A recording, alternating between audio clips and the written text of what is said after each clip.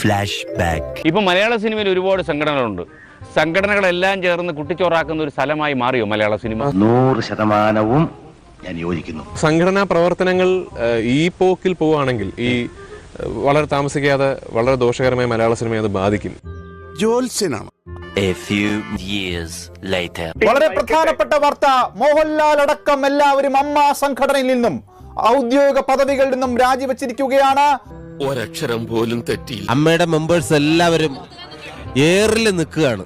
അമ്മ നേതൃത്വം അനാഥമാവുകയാണ്. അമ്മയുടെ അധ്യക്ഷ സ്ഥാനത്ത് നിന്നും നടൻ മോഹൻലാൽ രാജിവെച്ചിരിക്കുന്നു. ഇപ്പൊ നാട്ടിലെ കൊച്ചു പിള്ളേരെ വരെ കളിയാക്കി തുടങ്ങി. ഇനി ഒന്നുകൂടെ വയ്യ.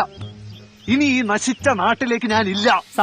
സമാനതകളില്ലാത്ത പ്രതിസന്ധികളിലൂടെ നീങ്ങുന്ന അമ്മ ഭരണസമിതി കടുത്ത പ്രതിരോധത്തിലായതോടുകൂടിയാണ് മോഹൻലാൽ ഉൾപ്പെടെ ഭരണസമിതി അംഗങ്ങൾ പൂർണ്ണമായും രാജിവെച്ച് ആദ്യം ഒരു അല്പ അസൗകര്യം കാണും, പിന്നെ അത് ശീലമായിക്കോളും.